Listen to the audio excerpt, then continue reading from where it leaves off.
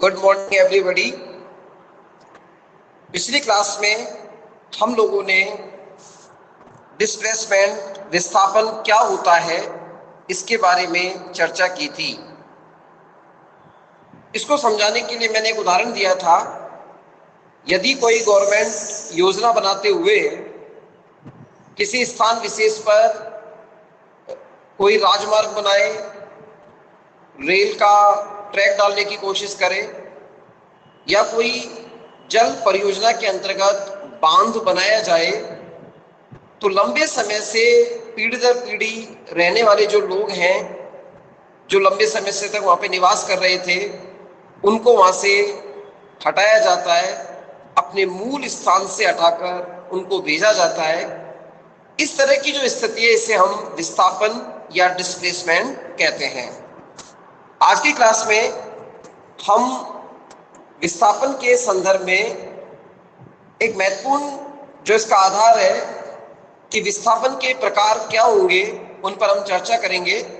आपको स्क्रीन पर एक शीर्षक दिख रहा होगा, टाइप्स ऑफ डिस्प्लेसमेंट, यानी विस्थापन कितने प्रकार का होता है, इसकी हम चर्चा करें। तो देखिए, विभिन्न दशाओं में जब विस्थापन होता है तो उसका एकमात्र कारण सरकारी योजना नहीं है। कल हमने देखा अनेक दशाएं भी उसके लिए उत्तरदायी हो सकती है। अगर किसी क्षेत्र विशेष में तख्ता पलट होता है, आतंकवादी घटनाएं बढ़ जाती है, तो भी लोगों को मजबूरीवश वो छोड़कर जाना पड़ता है। समाचार पत्र का पढ़ रहा और उसमें एक लाइन आ रही थी, उस लाइन के अंतर्गत एक विशेष बात ये थी कि लोग अफगानिस्तान से जो विस्थापित होकर जा रहे हैं, अब वहां पर कोई सरकार कोई योजना नहीं बना रही, बल्कि वहां पे क्या हुआ, वहां पर राजनीतिक आधार पर तख्ता पलट हुआ। वहां के राष्ट्रपति वहां चले गए और तालिबान ने वहां पर कब्जा कर लिया। तो लोग अपने जान बचाने के लिए भेड़ बकरियों की तरह प्लेन में बैठकर आ रहे हैं, अपने मूल स्थान को छोड़कर आ रहे हैं। तो आपने देखा कि वो विस्थापन हो रहा है। ये विस्थापन ना प्राकृतिक है, ये विस्थापन ना आर्थिक है, ये विस्थापन ना किसी योजना के अंतर्गत है, बल्कि ये राजनीतिक प्रदूषण की वजह से विस्थापन हो रहा है। आप वर्तमान स्थिति के अनुसार इसको समझ सकते हैं। तो विस्थापन में कभी बाढ़ आती है, आर्थिक उतार चढ़ाव, मंदी आती है, कोई स्वास्थ्य के दृष्टिकोण से महामारी आती है, तो लोग एक स्थान से दूसरे स्थान पर जाकर बसने के लिए विवश हो जाते हैं। ऐसी स्थिति में जब कोई आतंकवादी घटना घटित हो और उस घटना के संदर्भ में विशेष समुदाय के लोगों को अपना घर संपत्ति छोड़कर दूसरे स्थानों पर जाने के लिए विवश होना पड़ता है। वहां युद्ध की दशाओं में सीमावर्ती क्षेत्र के गांव खाली करवा लिए जाते हैं और ऐसी स्थिति में वहां पर विस्थापन होता है। एक उदाहरण देना चाहूंगा, भारत के अंदर अब तो वो स्थितियां नहीं है, लेकिन जब पहले जम्मू कश्मीर के बॉर्डर पर बमबारी वगैरह होती थी, पाकिस्तानी रेंजर्स के द्वारा बारूद डाली जाती थी, ग्रेनेड दागे जाते थे, तो सरकार एहतियात के तौर पर सीमावर्ती क्षेत्र के जो लोग हैं उनसे अपील करती थी कि भाई आप लोग अपने गांव को छोड़कर चले जाइए, रात बिरात हम कब तक आपके साथ रहेंगे, कोई बम आपके गिरेगा और आपका पूरा परिवार नष्ट हो जाएगा। यही कारण है घाटी के अधिकांश लोग अपने मूल स्थान, अपने गांव को छोड़कर इधर उधर भारत के हिस्सों में बसने लगे। कश्मीरी पंडितों का विस्थापन इसका सबसे बड़ा उदाहरण हो सकता है। ठीक इसी प्रकार विस्थापन होने का एक प्रकार ये भी है कि जब बड़े बड़े बांध, कारखानों की स्थापना की जाती है, सड़क, नहरों का निर्माण किया जाता है, तो काफी लोग अपने परंपरागत निवास स्थान से वंचित होते हैं, उन्हें छोड़ना पड़ता है। इन्हीं कारणों के माध्यम से हम समझेंगे कि विस्थापन कैसा है। तो पहला बिंदु है इसका नेचुरल डिस्प्लेसमेंट, प्राकृतिक विस्थापन किसे कहते हैं। देखिए, यह विस्थापन का सबसे प्रारंभिक और सार्वभौमिक रूप है, मतलब यूनिवर्सल स्टेज पर नेचुरल डिस्प्लेसमेंट होता ही रहता है। ये सामान्य घटना के रूप में देखा जाता है। हम यदा कदा सुनते हैं कि सभ्यता के आरंभिक समय जब कोई बाढ़ आ गई, अकाल पड़ गया, भूकंप आ गया, महामारी आ गई, या फिर ज्वालामुखी फटने से, भूस्खलन होने की वजह से संकट पैदा हो जाता है, तो एक बड़ी संख्या में लोग अपने मूल स्थानों को छोड़कर विस्थापित होने लगते हैं। जिन क्षेत्रों में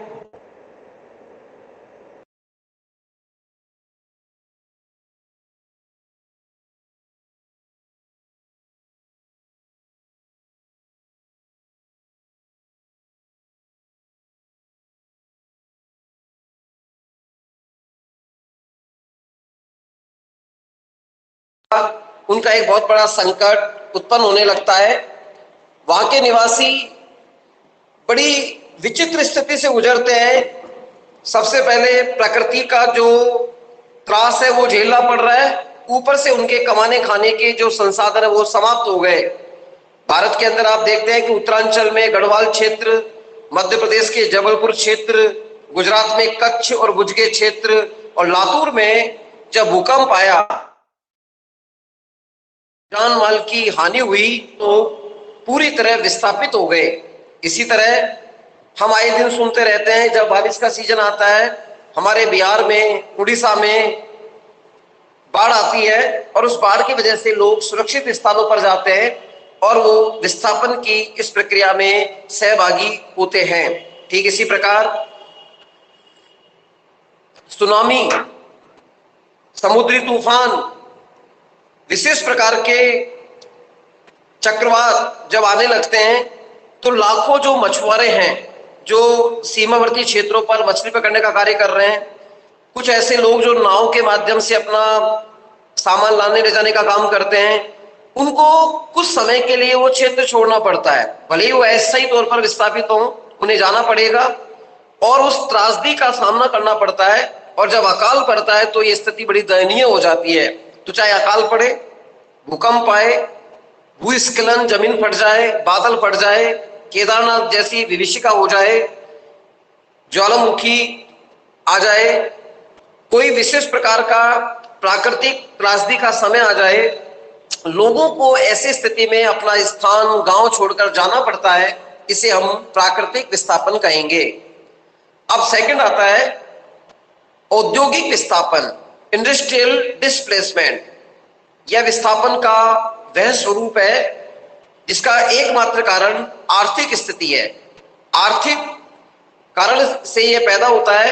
एक विशेष अवधि में जब आर्थिक मंदी का दौर शुरू होता है, उद्योग धंधे हानि देने लगते हैं, कारखाने बंद होने लगते हैं, तो बेरोजगार श्रमिकों को अपनी आजीविका प्राप्ति के लिए दूसरे स्थानों पर जाना पड़ता है। मैं यहाँ एग्जांपल देना चाहूंगा। अभी हाल ही में जब भारत के अंदर कोविड-19 महामारी का प्रभाव पड़ा, पहली लहर और दूसरी लहर में, आपने टेलीविजन पे देखा होगा, लाखों श्रमिक जो उद्योग धंधों की तलाश में हैदराबाद, अहमदाबाद, जयपुर, दिल्ली, कलकत्ता में थे, वो लोग अपने घरों की ओर गए, विस्थापित होने लगे। उनको कोई संसाधन नहीं मिले तो पैदल ही चलने लगे। मतलब ऐसे उदाहरण भी देखे जाते हैं कि लोगों ने 200-200 किलोमीटर की यात्राएं की है। ऐसे उदाहरण देखे गए कि बच्चे भूख से बिलख रहे हैं, कई लोगों को कंधा देने, अर्थी को कंधा देने वाले नहीं मिले। ये क्यों हो रहा है? ये आर्थिक मंदी की वजह से हो रहा है। 1930 में जब तीसा की मंदी आई थी, उस दौरान भी ऐसा हुआ और लोग रोजगार की तलाश में, उद्योग धंधे बंद होने के चक्कर में, बेरोजगार श्रमिक अपनी आजीविका की प्राप्ति के लिए एक स्थान से दूसरे स्थान पर जाने लगे। ये जो आधार बना, इसे हम औद्योगिक विस्थापन का स्वरूप कहेंगे। इसे हम औद्योगिक विस्थापन के रूप में समझ सकते हैं। देखिए, यहां महत्वपूर्ण चीज क्या है?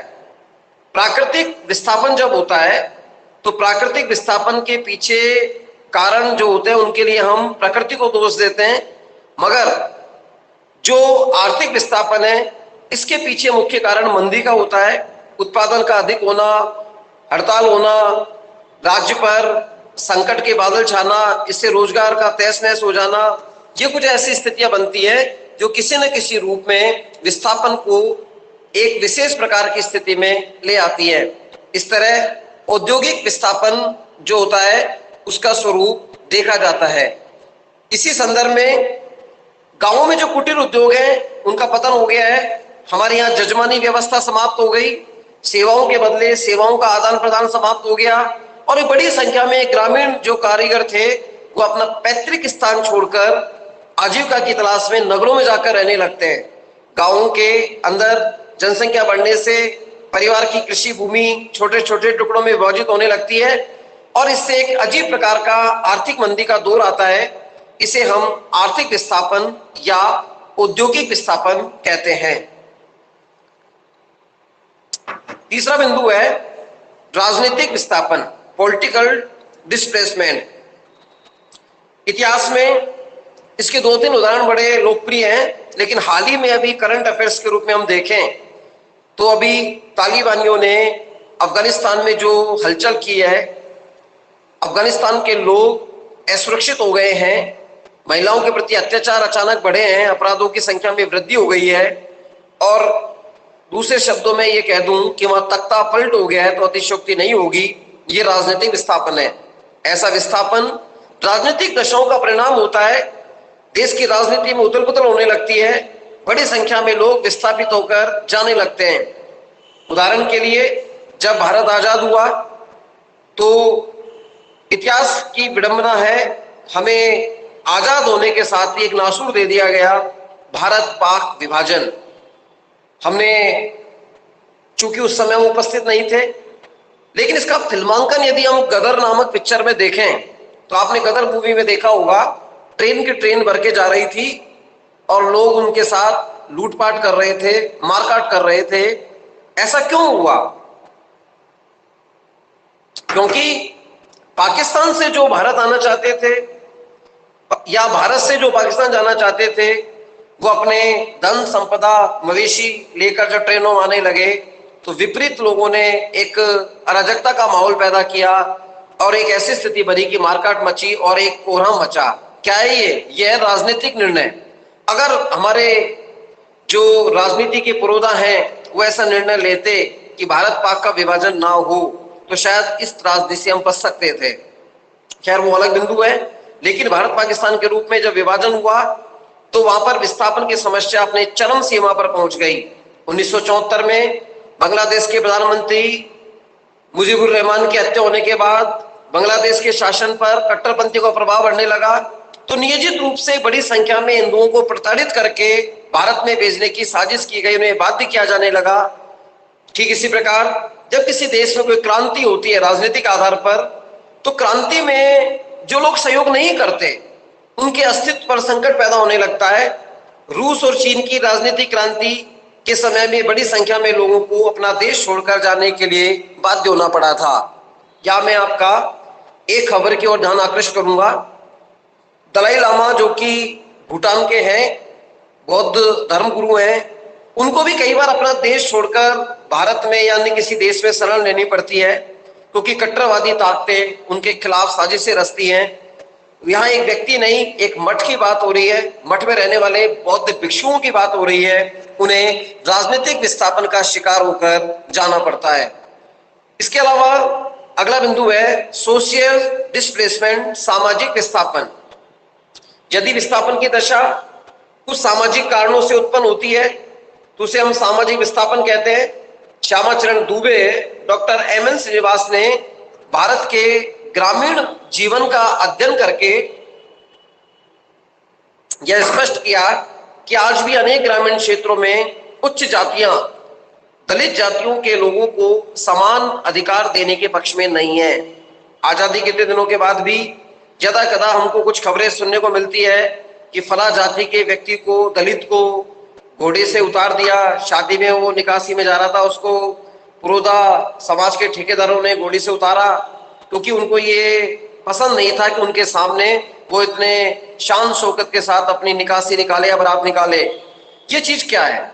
इन चीजों से परेशान होकर यदि वो परिवार उस गांव को छोड़कर शहर में जाकर बस जाता है, यही है सोशल डिस्प्लेसमेंट।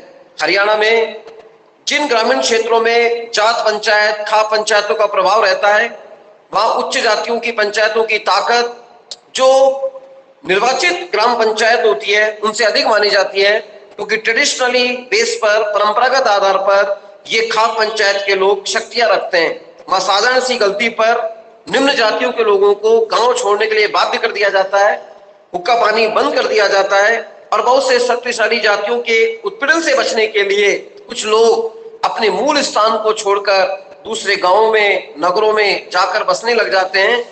अंतर जातीय तनावों से सामाजिक विस्थापन को प्रोत्साहन मिलता है, क्योंकि जब दो जाति विशेष के समूह के मध्य परंपरागत जो मैत्री थी उनका स्थान संघर्ष ले लेता है, वहां ऐसी संघर्ष की परिस्थितियां बन जाती हैं कि अपने अस्तित्व को बचाने के लिए उस जाति समुदाय को, उस भौगोलिक क्षेत्र को छोड़कर जाना ही पड़ता है।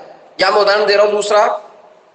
अभी एक खबर आई थी कि हरियाणा के अंदर एक ही गोत्र के दो लोगों ने अंतरजातीय विवाह किया, और उस अंतरजातीय विवाह में यहाँ गोत्र का एक प्रावधान था कि एक ही गोत्र के दोनों थे, उनका जाति परिप्रेक्ष्य भी अलग परंपरागत स्थिति में था। वहां की खाप पंचायत ने कठोर निर्णय देते हुए दोनों को गोली मार दी और उनको शरीर को दफना दिया, और पुलिस को कुछ भी हाथ नहीं मिला। अब ये घटना ऐसी है जो हमारे उस बीभत्स रूप को बता रही है कि राजनीतिक विस्थापन की स्थिति में लोगों को कितना सामना करना पड़ता है। अगला बिंदु है आतंकवादी विस्थापन। यह विस्थापन का एक नवीनतम रूप है जिसका आरंभ 1980 के दशक से प्रारंभ हुआ। इसमें क्या होता है कि कुछ विशेष लोग या समुदाय लोग नियोजित रूप से हिंसक गतिविधियों को करते हैं, आतंक पैदा करके लोगों को किसी क्षेत्र विशेष से हटाने की कोशिश करते हैं। उनको इस तरह की क्रिया करने के लिए अंतर्राष्ट्रीय स्तर पर कुछ राष्ट्र भी सहयोग करने लगते हैं। यही कारण है कि अमेरिका जैसे जगह बड़ी बड़ी बिल्डिंग्स में धमाके होते हैं। भारत में कई जगह धमाके हुए और आतंकवादी अपने मंसूबों को सफल करने में काफी एक समय तक सफल भी रहे, लेकिन अब कुछ ऐसी राजनीतिक परिस्थितियां बदली है कि अब आतंकवादी विस्थापन का प्रभाव देखने को कम मिलता है। मैं ये नहीं कह रहा कि ये समाप्त हो गया, मगर इसकी आवृत्ति में थोड़ी कमी आई है। जब ज्यादा आतंकवादी माहौल बनता है, बार बार विस्फोट होते हैं, किडनैपिंग्स होती है, लोगों के जान माल की हानि होती है, स्नैपर्स लोग प्रयोग करते हैं, नशे का प्रभाव बढ़ाया जाता है, तो ये सब आतंकवादी विस्थापन से प्रभावित होकर लोग उस क्षेत्र विशेष को छोड़ देते हैं। ऐसे विस्थापन का एक स्पष्ट रूप कुछ समय पहले पंजाब और जम्मू कश्मीर में देखने को मिलता था। पंजाब में जिस समय पाकिस्तान द्वारा समर्पित खालिस्तान आंदोलन अपनी चरम सीमा पर था, तब वहां एक अलग प्रदेश खालिस्तान बनाने की मांग उठने लगी। आतंकवादी संगठनों ने अपनी एक समानांतर सरकार बना ली। इसका विरोध करने वाले व्यक्ति को अपने घर और संपत्ति से हाथ धोना पड़ा। विस्थापित होने के लिए उनको विवश किया गया। और कश्मीर में तो आप सभी जानते हैं कि नियोजित रूप से आतंकवादी संगठन हिंदुओं को इतना भयभीत कर देते हैं कि पिछले 25 वर्षों में कश्मीरी हिंदुओं की संख्या जो लगभग 75% आबादी थी, दूसरे देश स्थानों पर हिस्सों में पलायन कर गई है। मतलब वहां से माइग्रेट हुआ है। और विस्थापन इसलिए हुआ क्योंकि विस्थापन की दशा के पीछे वहां का माहौल था, वहां की आबो हवा में हिंसा घुल रही थी। ठीक इसी प्रकार जब युद्ध होता है उस वक्त भी आतंकवादी विस्थापन में वृद्धि होती है। जब दो देशों के बीच में युद्ध की दशा पैदा होती है तो सीमा के जो गांव हैं उनको रातों रात खाली करवा लिया जाता है, और कभी कभी तो यह विस्थापन कई वर्षों तक उस क्षेत्र विशेष के अंदर काम करता है।